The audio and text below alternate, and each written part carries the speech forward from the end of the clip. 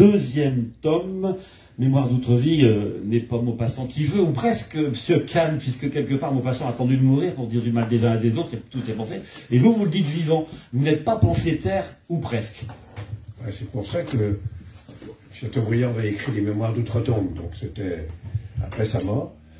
Comme je suis toujours vivant, j'ai fait d'Outre-vie. Alors, quelle mémoire, quelle vie vous avez rencontré tous les acteurs, grosso modo, depuis 40-50 ans. Journaliste de presse écrite, journaliste de télé, journaliste de radio. C'est la presse écrite que vous préférez. Parisien, vous avez rencontré tout le monde. C'est-à-dire que j'ai pris conscience, quand on m'a demandé d'écrire ces mémoires et que j'ai commencé à écrire ces mémoires, j'ai pris conscience, et c'est vrai que j'ai été sidéré, c'est pour ça que le titre du premier volume, c'est « Je me retourne sidéré », j'ai pris conscience que tous les événements importants qui ont modelé notre monde aujourd'hui, ils modèlent notre monde aujourd'hui, pour le meilleur ou pour le pire, hein. À l'étranger ou en France, j'ai tout vécu de l'intérieur, sur 3/4 de siècle. Et parfois, vous avez pressenti même des moments dans l'écriture, il se passe ça, il se passe ça, il se passe ça, donc il pourrait se passer le pire souvent. Quelquefois, vous en parlez, on en revient. Mais surtout, je les ai vécus de l'intérieur, c'est-à-dire la guerre d'Algérie, la guerre du Vietnam, la guerre des 6 jours, la révolution culturelle en Chine. Enfin, à part la révolution portugaise, que là, j'ai pas du tout suivi, tout le reste, j'étais en Chine au moment de la révolution culturelle, j'ai couvert la guerre d'Algérie, j'ai couvert la guerre du Vietnam, j'ai couvert le retour du général de Gaulle, mai 68, enfin voilà. Et donc, moi-même, j'en revenais pas. J'en revenais pas, tout, j'ai toujours été... Donc, il me semblait que cette traversée d'un demi-siècle, enfin non, de 3/4 de siècle, de façon vécue, d'y apporter mon témoignage, c'est de l'histoire, si vous voulez. En fait, c'est de l'histoire. C'est de l'histoire de... Mais c'est une histoire dont on est soi-même le témoin. Votre carnet d'adresse, c'était quoi? C'était le titre des journaux pour lesquels vous avez collaboré? C'était une énergie déroutante et qui faisait que vous n'aviez peur de rien, malgré que vous soyez timide? Non, c'est le pur hasard, c'est qu'on m'y a envoyé. Il se trouve que partout où il s'est passé quelque chose, on m'y a envoyé. Que ce soit la radio, la télévision, donc voilà, moi j'ai... savoir si je rendais compte de ces événements de façon intéressante, ça dépendait de moi. Mais le fait qu'on me renvoie, ça dépendait pas de moi. Et pourtant, vous dites un paradoxe du reporter. Parfois, on est sur place au Liban, vous êtes, il y a un combat de rue entre Hezbollah et je ne sais plus quelle autre faction. Vous êtes à l'extérieur d'un hôtel international où il y a tous les journalistes. Vous voyez la bagarre en direct derrière un abri et vous ne comprenez rien que la violence. Vous voyez la violence. Il faut revenir à l'hôtel pour que vos confrères vous expliquent, parce qu'eux ont suivi les radios, les télévisions, ils ont pu organiser. Donc le témoin voit l'humanité quand il est sur le terrain. Est-ce que le journaliste, pour comprendre l'histoire, doit prendre du recul? Et vous prenez les deux à la fois? Parce que moi, j'ai beaucoup réfléchi à partir du moment... j'ai pas choisi d'être journaliste, mais j'ai été journaliste très tôt. Et à partir du moment où j'ai été journaliste, ça m'a incité à réfléchir à un certain nombre de problèmes. Et là, j'ai écrit des livres, disons, de caractère philosophique, bien que ce soit un grand mot, sur ces sujets. Et d'abord, qu'est-ce que la vérité, qu'est-ce que le mensonge, qu'est-ce que le réel, le rapport au réel, comment les choses évoluent. Mais aussi de réfléchir sur le rapport, en effet, qu'on a à la réalité. Parce que les journalistes ont une philosophie. C'est ce qu'on appelle le positivisme. C'est-à-dire, il y a un philosophe anglais du XVIIIe, qui est un peu le pape de l'empirisme et du positivisme, qui a résumé sa pensée en latin en disant « esse est percipi », ça veut dire « être, c'est être perçu ». Donc, ce qui est, c'est ce que je vois, ce dont j'ai été témoin. Très bien. Mais c'est pas vrai. Donc, les dinosaures et les diplodocus n'existent pas parce qu'on les a jamais vus. Et pourtant, il a bien fallu qu'on les reconstitue.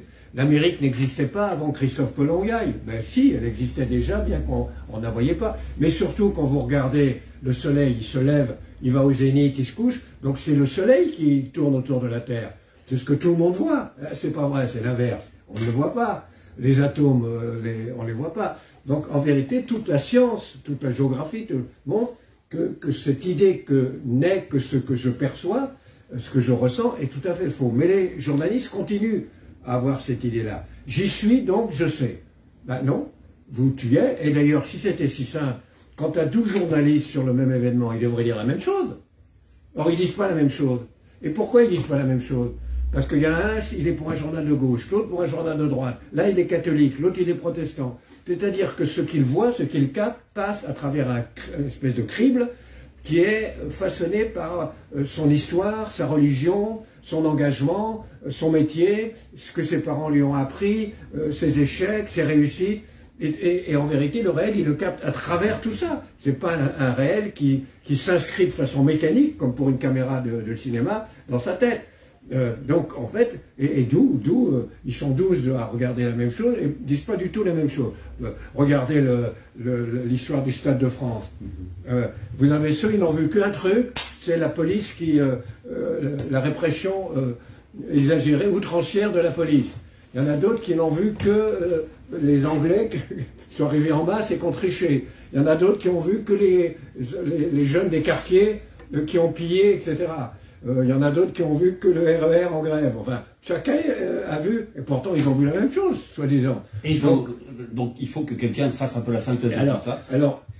Donc, globalement, et d'ailleurs, c'est bien pour ça, c'est parce que les journalistes, en vérité, adhèrent à cette philosophie positiviste, qu'ils se trompent tout le temps. Moi, je connais un journaliste qui a beaucoup de talent, que tout le monde connaît d'ailleurs, mais vraiment, et de culture, qui s'appelle Alain Duhamel, il se trompe tout le temps, par exemple. Tout le temps. Parce que, justement, je me souviens, j'avais fait un débat avec lui il y a longtemps, c'était après 82-83, la télé, et je disais, mais il y a une possibilité que l'extrême droite se fasse des scores de 10%.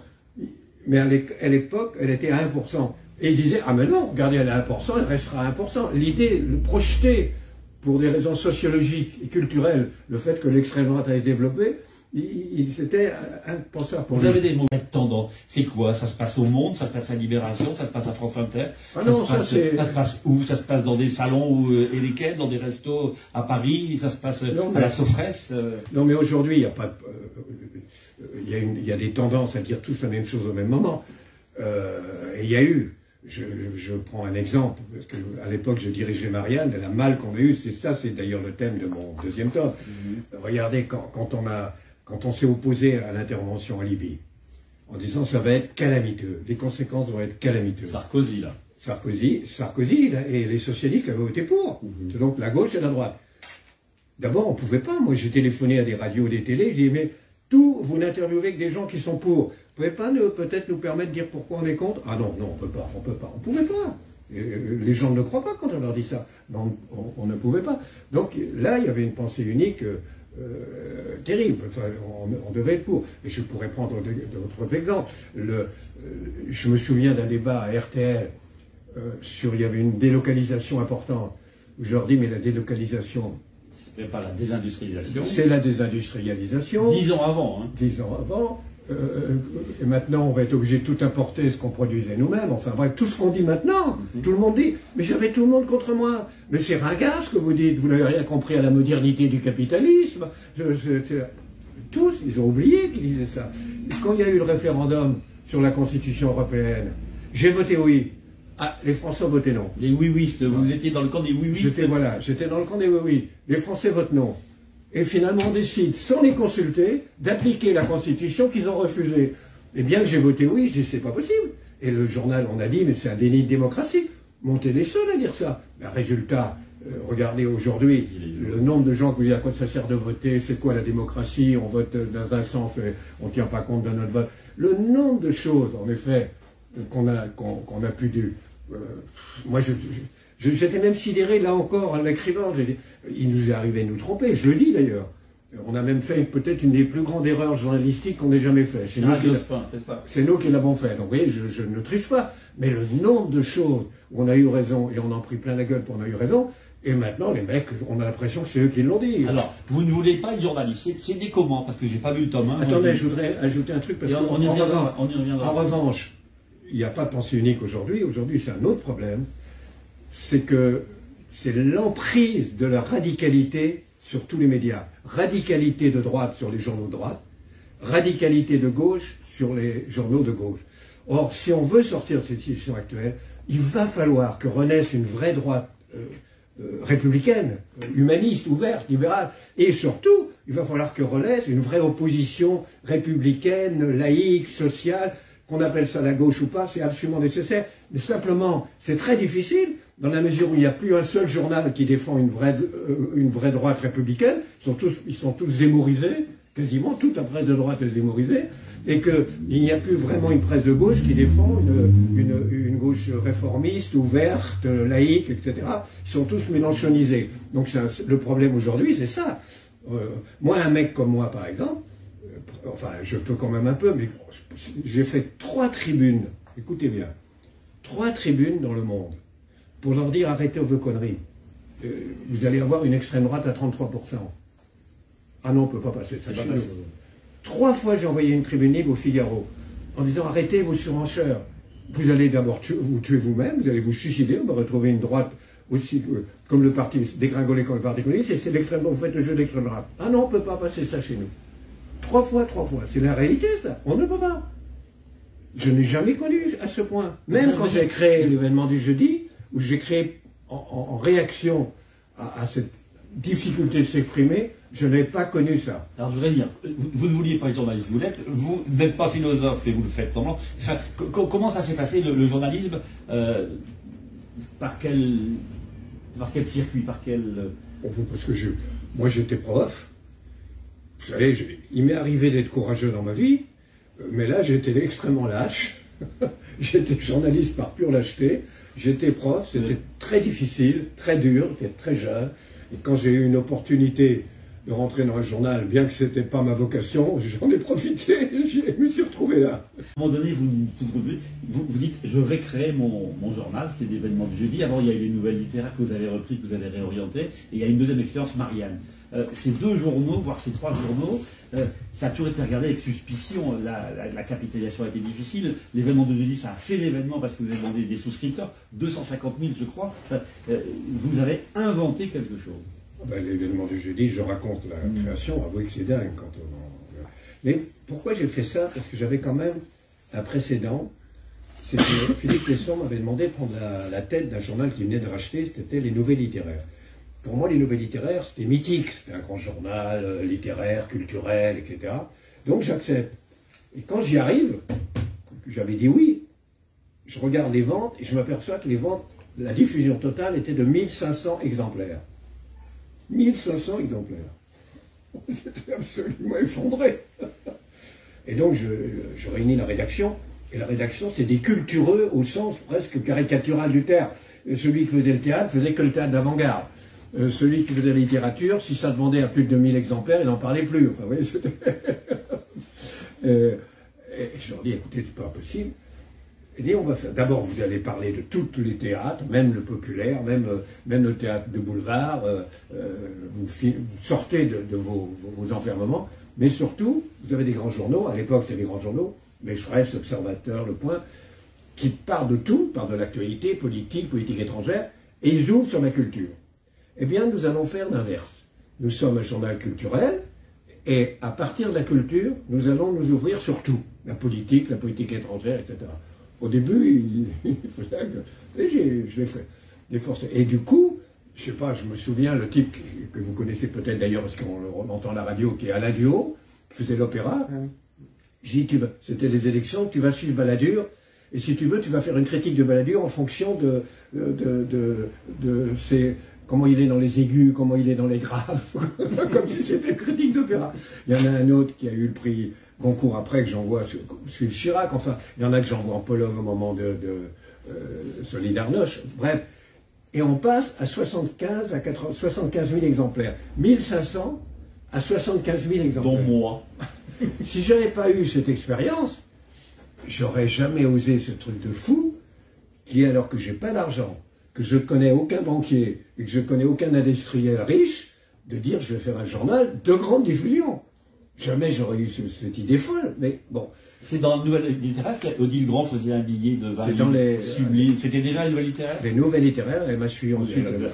Quel bonheur de lecture, quel bonheur de rencontre. Quel talent. Et donc, voilà. Mais c'était une folie aussi. Mais là, pareil, c'est le truc, parce que il se trouve, j'avais ça en tête, parce que je ne savais pas que ça serait pire aujourd'hui. Mais c'est vrai que il y avait une droite qui s'était crispée parce qu'elle avait perdu les élections pour la première fois, donc elle s'était repliée, devenue hystérique. Il y avait une droite, tout était une gauche, elle avait gagné, tout était permis, tout etc. Voilà, et je voulais un journal qui se confronte beaucoup plus au réel. Il est de gauche ou de droite. Après, Mais d'abord, il regarde la réalité et il l'analyse. Bon. C'est quelque part faire ce qu'on ne fait pas d'habitude, c'est quelque part. Oui, c'est un peu oui. ça, c'est toujours regarder qu'est-ce qui ne se fait pas et puis le faire et avoir peur de ses propres a priori. Voilà, exactement, exactement. Et d'ailleurs, on ouvrait mais je disais, il faut le faire, on va le faire, je vais faire. Mais je disais, mais je suis fou là, avec quoi je vais le faire, je connais rien, etc. Et un jour, et puis ça me revenait, c'était une obsession. Je disais, mais non, je peux pas. Et un jour, je suis à mon bureau, et tout à coup, je sais pas ce qu'il me prend, j'appelle l'AFP, le type, et je dis, j'ai un communiqué à vous faire. Il dit quoi? Eh bien, en septembre, je crée un journal. Et je lui ai expliqué. Et là, j'étais coincé, c'est-à-dire, sauf être ridicule, à partir du moment où j'avais une dépêche de l'AFP, je devais le faire. Et finalement, on l'a fait. Alors, comme je n'avais pas d'argent, c'est là où j'ai eu l'idée, parce que de toute façon, on n'aura jamais d'argent, je ne connais pas. Donc, de dire, mais il y a plein de gens, parce que j'avais rencontré des gens qui ont envie d'une presse comme ça, qui veulent une presse comme ça. Et donc, je dis, mais pourquoi ils n'en seraient pas, eux, les propriétaires? Et donc, j'ai fait tout un tour dans toute la France, et on a recruté 30 000 personnes, 30 000, qui sont devenus propriétaires du journal. J'avais un truc de 250 000. Et alors, le comble bon. du comble, c'est que quand ils ont... Ça veut dire qu'ils ont tous accepté d'acheter au moins une action, des fois 2, des fois 10, bon. Très bien, pour acheter une action, il faut aller dans une banque. Il faut trouver une banque qui gère le capital. Au même moment, vous aviez M. Hersan, qui était endetté à milliards, et qui trouvait quand même des milliards pour encore. Moi, je ne demandais pas de l'argent, c'est le contraire, je demandais de leur apporter de l'argent. Eh bien, il refusait, il me regardait, il me disait, ah oui, c'est très, très intéressant, vous apportez de l'argent, c'est bien. Donc, votre journal, alors donc, à la tête, il y a qui? Il y a Rothschild, il y a Dassault, il y a Hersan. Il y a 30 000 souscripteurs. Non, il y a 30 000 souscripteurs. Il me regardait comme si j'étais un gauchiste échevelé. C'était terrible. Et il me dit, mais votre journal, quelle va être l'orientation? Il est totalement indépendant. Mais c'est comme si j'avais dit une cochonnerie. C'était incroyable. Et donc, heureusement, j'ai finalement pas trouvé une banque, mais j'ai eu un mal absolument fou pour trouver une banque. Et l'imprimerie, c'était pareil. Pareil, vous avez Rothschild, vous avez Capitali, vous avez un machin. Ah non, ah ben non, on peut pas vous... C'était terrible. Et en plus, je finis, au début, les gens ont compris, se sont dit, ils n'ont pas un gros capitaliste derrière, ils n'ont pas une banque derrière, donc ils sont fragiles. Donc, au moindre désaccord, ils portaient plainte. Fragiles comme ils sont, bon. Et vous savez combien, en 25 ans, vous savez combien j'ai été une mise en examen? 230. Et vous en avez gagné 230 mis en examen. Je connais le palais de justice, l'ancien palais de justice, je connaissais tous les recoins. Qu'est-ce qui dérangeait dans cette indépendance? Qu'est-ce qui faisait? C'était votre franchise? Peut-être parfois la polémique vous entraînait à dire tout haut ce qui ne devait pas se dire? Vous alliez trop loin ou pas Dans l'événement du jeudi, ce qui dérangeait, c'est qu'on existe. C'est-à-dire qu'on puisse montrer qu'on fait un journal qui n'appartenait pas au capital, qui n'appartenait pas au syndicat, qui appartenait à un parti qui est complètement indépendant. C'était ça. En ce qui concerne Marianne, c'est différent, parce que là, on avait des actionnaires. Ça, c'était ce que je vous ai dit tout à l'heure. C'est les causes qu'on défendait, qui nous déplaisaient, et à droite et à gauche, des fois l'un, des fois l'autre, et des fois les deux en même temps. Marianne, aujourd'hui, c'est Natacha Polony à la tête, et une ligne qui a quand même bougé un peu. Qu'est-ce que vous en pensez? Qu'est-ce qui vous plaît dans Marianne aujourd'hui et ce qui ne vous plaît pas? Moi, je me suis retiré de Marianne, donc c'est que je ne partage pas cette ligne. Maintenant, je pense que je ne crois pas qu'on a un droit moral de fondateur. Oui, j'ai fondé le journal, je suis parti. On n'a pas de droit moral de fondateur. Donc c'est normal que la personne qui dirige le journal le dirige en fonction de la ligne qu'elle croit juste. C'est pas la mienne, donc moi je me suis retiré, mais j'ai reconnu le droit de le faire. Mais surtout mon désaccord vient surtout de, je ne crois pas, d'abord faire qu'on puisse être chaque semaine négativiste, que compte. Je trouve que ça crée quelque chose de dangereux. Il faut équilibrer ce qu'on condamne avec ce qu'on préconise. Là, le côté, on hurle, on crie, on proteste tout le temps. Bon, ouais. Peut-être qu'on l'a fait un peu à Marianne de mon temps, mais à mon avis, pas aussi systématiquement, etc. Et la seconde, c'est que je vous l'ai dit d'une certaine manière tout à l'heure, on ne peut pas à la fois chaque semaine scander Macron salaud, le peuple aura ta peau, sans ouvrir de perspective. Je vous ai dit tout à l'heure, oui, c'est dommage qu'on ait eu, qu'on soit condamné à Macron-Le Pen, alors personne ne nous y oblige, mais si on ne veut pas être condamné à Macron-Le Pen, il faut ouvrir une perspective. On remplace par quoi? Il y avait Macron-Le Pen parce qu'il y avait quelle perspective qu'on avait, et donc il faut travailler parallèlement à ouvrir des perspectives. Or, il n'ouvre pas. Il n'y a aucun travail, personne ne peut me le dire. Qu'est-ce que Marianne propose comme alternative à ce face-à-face-là, ou pour qu'il y ait une alternative républicaine, sociale au macronisme? C'est ça mon désaccord. Natacha, c'est une ancienne de Europe 1. Elle aurait... Ah non, c'est surtout une ancienne... non, elle a été Europe 1 au service de presse. Ouais. C'est surtout une ancienne... enfin, c'est une professeure, c'est une agrégée de lettres, prof, très cultivée, très intelligente, qui a beaucoup de qualités, hein, et qui a été chevènementiste, qui a été candidate de chevènement aux élections, et donc sa ligne, sa vraie ligne, c'est ça. Enfin, vous la volée, mais elle est souverainiste. C'est quelque chose qui la structure intellectuellement, c'est le rejet de l'Europe telle qu'elle est, et le souverainisme. Elle est vraiment profondément souverainiste, et antilibérale. Elle aurait pu proposer quelque chose d'autre aussi, hein, dans sa ligne éditoriale. C'est pour ça que c'est son droit. C'est pas ma sensibilité à moi, ma ligne à quoi, mais je reconnais le droit d'avoir insufflé la ligne auquel elle croit. Parce que, alors vraiment, s'il y a quelqu'un qui manque pas de courage intellectuel et qui a des convictions, c'est vraiment elle. À la limite, je lui reprocherais que ses convictions deviennent des certitudes. Ouais. Et les lecteurs de Marianne, est-ce qu'ils se retrouvent dans ce qu'ils avaient au début Je crois qu'ils s'y retrouvent, parce que je crois que c'est plus les mêmes. Ouais. Et donc je pense que les lecteurs actuels se retrouvent massivement dans cette ligne. Se retrouvent massivement, beaucoup plus dans cette ligne que dans la mienne, par exemple. Quand c'était moi, il s'est retrouvé dans la mienne. Mais aujourd'hui, c'est un nouvel électorat qui se retrouve totalement, retrouve tout à fait dans sa ligne. Il faut dire aussi que, faut bien voir que des journaux hebdomadaires ou quotidiens, je sais pas, un journal comme Le Monde, qui, il a dû vendre à 200 000 ou moins. Il n'est pas plus. Oui, vendre un numéro. 450 aujourd'hui. Hein 450 000 aujourd'hui. Non, de vente au numéro. Ah oui. De vente au numéro aujourd'hui, ça doit être 35-40 000.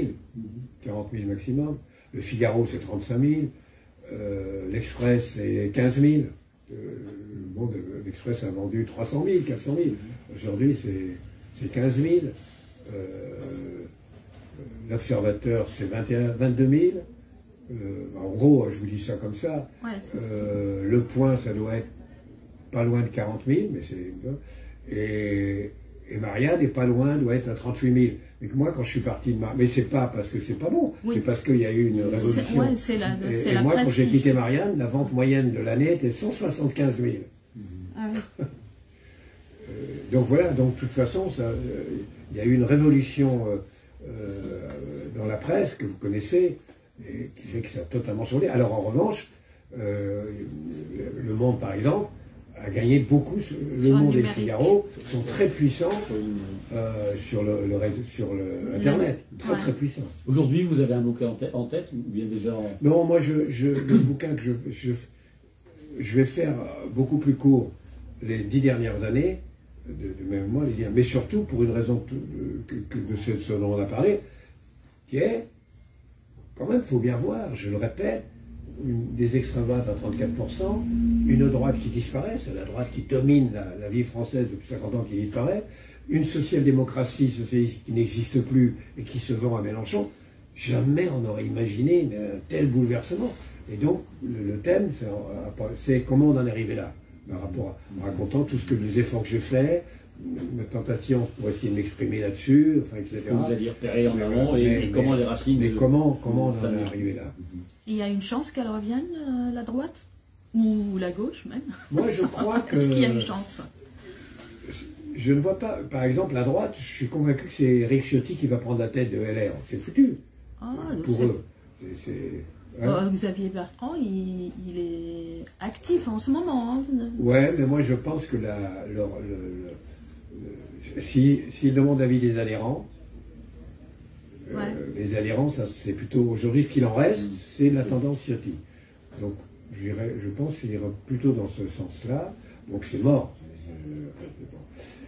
Non, ce qui pourrait arriver, alors surtout si Macron perd si les macronistes perdent la majorité absolue, ce qui pourrait arriver, ce qui d'abord, de certaine manière, arrivera, c'est que la majorité actuelle, qu'elle perde ou qu'elle gagne, la majorité actuelle, comme Macron ne se représente pas, ne peut pas se représenter, elle finira par éclater. À mon avis, elle finira par éclater. Parce qu'il y a pas et donc, il y aura solide. une aile droite qui s'autonomisera, avec des gens comme Philippe, comme ministre de l'économie Bruno Le Maire. C'est entre parenthèses, c'est eux qui ont les meilleurs. Il faut dire la vérité. Ceux qui ont les meilleurs, c'est l'aile droite. Hein. L'aile gauche, qui est moins importante, partira de l'autre côté, et il y aura un centre qui résistera autour de Modem, en gros. Très bien. Et dans ce cas-là, la fraction modérée ce qui reste de la fraction modérée de la droite qui ne veut pas de Ciotti finira par fusionner avec l'aile droite du macronisme, et la fraction socialiste qui se retirera du mélenchonisme finalement parce que ce sera invivable, finira par se réunir avec la gauche de macronisme. Voilà, c'est ça qui peut permettre la résurgence d'une droite et d'une gauche. Mais ça ne suffira pas. Il faut aussi des nouvelles personnes, parce que ce n'est pas les Hollande et les Kangalenis qui fera. Donc il faut aussi de nouvelles personnes, un nouveau discours. Faut arrêter avec social-démocratie, c'est mort. Il faut inventer quelque chose d'autre, de nouveaux mots, prendre en compte à la fois la justice sociale et l'égalité sociale, le rôle de l'État, mais aussi le problème de l'immigration, mais aussi le problème de la sécurité publique, arrêter d'être que d'un côté ou de l'autre, arracher à la droite et à l'extrême droite le fait de regarder en face le problème des flux migratoires et le problème de la délinquance, et arracher à l'extrême gauche l'exploitation des inégalités et de l'injustice, et retrouver tout ça.